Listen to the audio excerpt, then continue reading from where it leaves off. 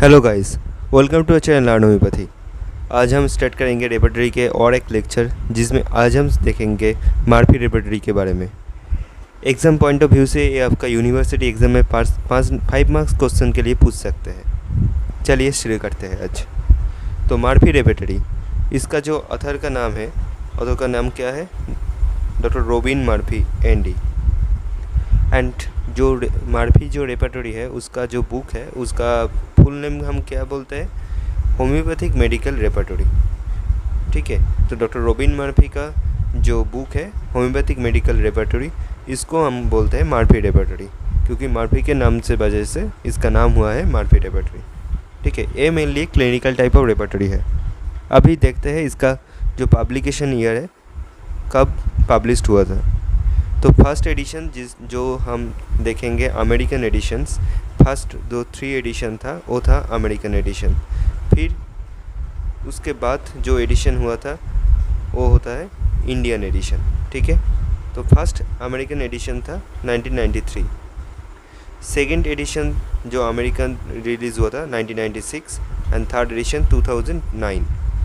And Murphy repertory का जो first Indian addition release हुआ था वो था 1994 and second edition 2002 and third addition 2010 and जो फोर्थ एडिशन रिलीज़ हुआ है उसको हम बोलते हैं मेटा रेपर्टरी।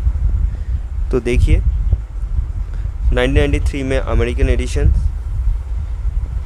फिर 1994 में इंडियन एडिशंस, 1996 में सेकेंड एडिशन हुआ था अमेरिकन एंड उसका 6 साल बाद 2002 में हुआ था सेकेंड इंडियन एडिशंस एंड 2009 में हुआ था अमेरिकन एडिशंस एंड 2010 उसका 1 साल बाद रिलीज़ हुआ था इंडियन एडिशंस। ठीक है, ये आपको एग्ज़ाम पॉइंट ऑफ व्यू से लिखना पड़ेगा, क्योंकि 5 मार्क्स का शॉर्ट नोट्स दे सकते हैं आपका मार्फी रेपर्टरी के बारे में। अभी जो कोई भी रेपर्टरी है तो उसका सोर्स बुक तो रहेगा ना। तो अभी जो मार्फी रेपर्टरी है उसका सोर्स क्या है? तो repertory of homeopathic materia medica by JT Kent, मतलब केंट रेपर्टरी। ठीक है, अभी हम देखते हैं second source, repertory of Hering guiding symptoms of our materia medica by CB Knerr. जो नार का जो हेरिंग गाइडिंग सिम्टम्स का जो था रेपर्टरी, जो सीबी नार रिलीज़ किया था, वो एक सोर्स बुक है। ठीक है, अभी Allen's key note, clinical repertory by doctor JH. Clarke, Bell's diarrhea, ये भी एक क्लिनिकल रेपर्टरी है। मार्फी रेपर्टरी भी एक क्लिनिकल टाइप का रेपर्टरी है।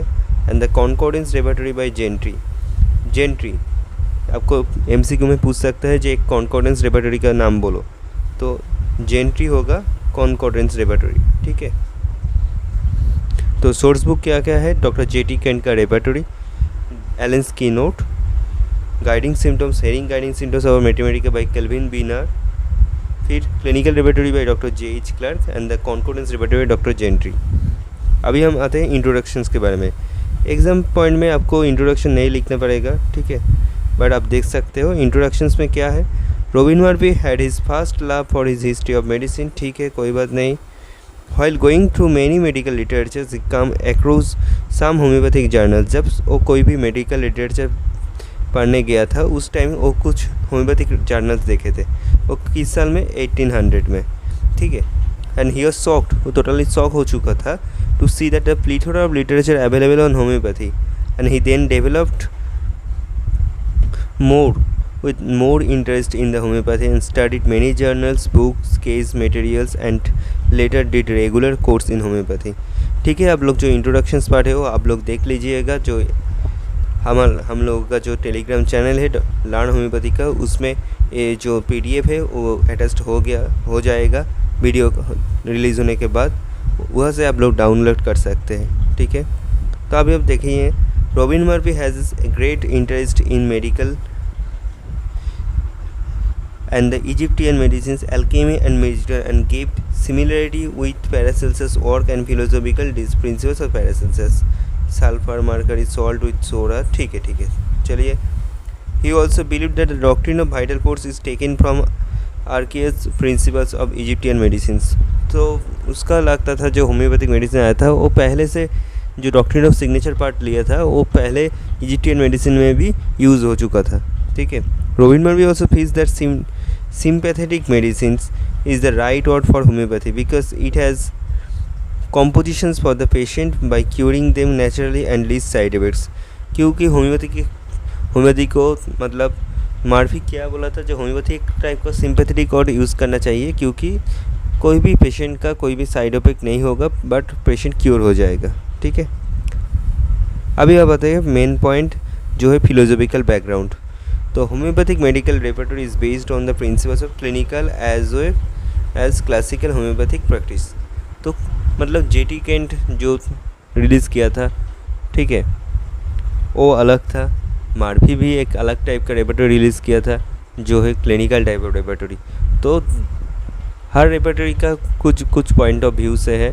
Murphy repertory clinical point of view से है, Kent repertory classical point of view से, बट दोनों तो कोई भी ख़राब नहीं है, दोनों ही अच्छा है। तो एक होम्योपैथ का दोनों की लेना पड़ेगा, एक क्लासिकल वाला वो भी लेना पड़ेगा, क्लिनिकल वाला भी लेना पड़ेगा। ठीक है, the author's aim is to make it modern and practical and easy reference books enriched with many clinical as well as pathological rubric।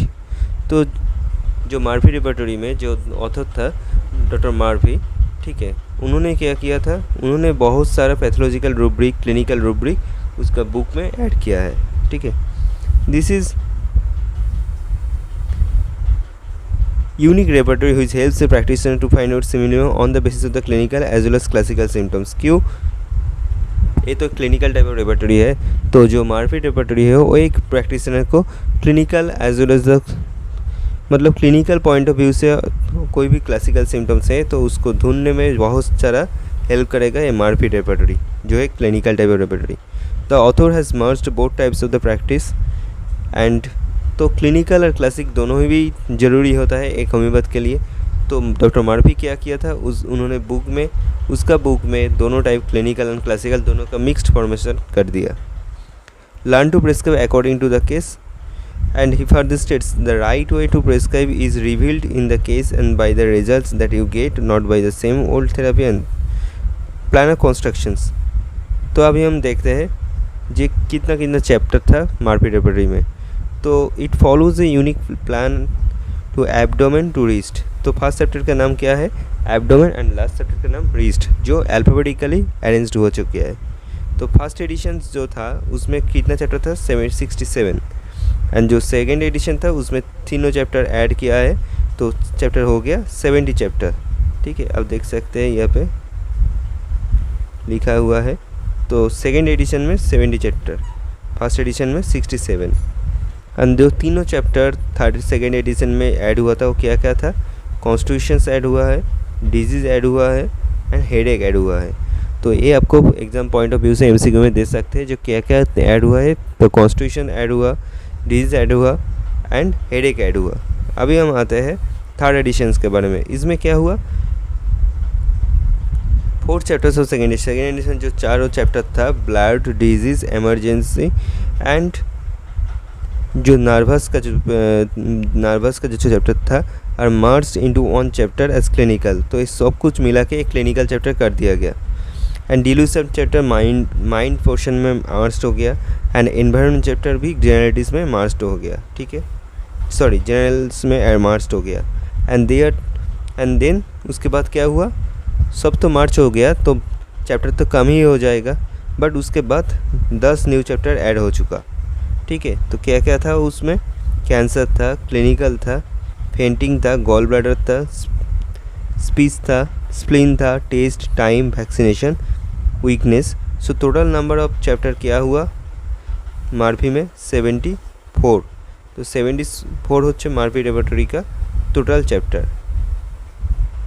ठीक है, तो all chapters are arranged alphabetically, and जो चैप्टर है वो सब कुछ अल्फाबेटिकली अरेंज्ड हो चुका है। तो अरेंजमेंट ऑफ रूब्रिक कैसे अरेंजमेंट हो चुका है, chapters as well as rubrics are arrange alphabetically, सब कुछ अल्फाबेटिकल अरेंजमेंट। तो फर्स्ट चैप्टर का नाम क्या है, मार्फी का फर्स्ट चैप्टर का नाम है एब्डोमेन, एंड लास्ट चैप्टर का नाम है रिस्ट। ठीक है, तो अभी हम आते हैं इसका ग्रेडेशन पे। क्या क्या ग्रेडेशन है, चारों ग्रेडेशन है। First capital bold 4 marks, bold 3 marks, italics 2 marks and roman 1 marks. ठीक है, ये आपको देखना पड़ेगा। And concept of totality, Murphy concept of totality is based on clinical as well as classical homeopathic medicine. मतलब मार्फी सिर्फ एक दिक में कोई भी इंटरेस्ट नहीं दिया था, वो क्या किया, उसका बुक में क्लिनिकल भी था एंड उसके साथ क्लासिकल से होम्योपैथ भी था। It embraces the principles of Kent generals, Boenninghausen's complete symptoms, Boger's pathological generals. He believes in constructing the totality as far as the details available in the case। ठीक है, अभी हम आते हैं एडेप्टिबिलिटी बारे में। वह जनरल्स आर प्रोमिनेंट, एडेप्टिबिलिटी क्या है, तो इस बुक में एडेप्टिबिलिटी है, जनरल्स प्रोमिनेंट है। वह क्लिनिकल सिम्टम्स और डायग्नोसिस आर अवेलेबल, एक क्लिनिकल लेबोरेटरी है तो इसमें क्लिनिकल सिम्टम्स अवेलेबल होगा। फिर पैथोलॉजिकल जनरल्स और कॉन्स्टिट्यूशंस आर अवेलेबल, उसके साथ इसमें तो कॉन्स्टिट्यूशन भी दे चुका है। एंड वह the complete symptoms are available and where case has a paucity of symptoms। special features क्या क्या है, the third editions has more than 20,000 new rubrics and 1 lakh new additions and updates। तो जो third edition release हुआ था उसमें क्या 20,000 new addition था, 20,000 न्यू रूब्रिक्स था जो सेकेंड एडिशन में नहीं था। अभी 1 lakh new additions and update contents, all valuable informations from standard homeo literature and repertories। and उसके साथ 1 lakh new additions हुआ था update। it has total 74 chapter alphabetically arranged। First chapter का नाम क्या तो क्या हुआ एब्डोमेन एंड सेकेंड चैप्टर का नाम रिस्ट। न्यू चैप्टर्स लाइक क्या क्या ऐड हुआ है, children, clinical, toxicity. It is a very helpful for professionals. ठीक है, तो केंट चैप्टर में जितना था उसको ब्रेक करके एक एक करके उन्होंने लिखा है। ठीक है, this repertory follows 4 grading system, capital bold आपका italics and then roman. There are more than 602 drugs in this repertory. तो छोटा सा क्लिनिकल रेबोरेटरी है, इसमें 1602 ड्रग हो चुका है। ठीक है, rubrics like antibiotics, words from anesthesia, elements from artificial food aggravations, etc. mentioned under chapter toxicity। तो एंटीबायोटिक्स वर्ड्स फ्रॉम कहाँ से सब खराब चीज़ होता है, ये सब कुछ टॉक्सिसिटी चैप्टर के अंदर अरेंज हो चुका है। And clinical chapter has many clinical rubrics, तो क्लिनिकल चैप्टर में भी क्लिनिकल रूब्रिक्स तो रहेगा। and help in repertorizing all types of the cases। ठीक है, please like, share and subscribe our channel and keep supporting us। Thank you।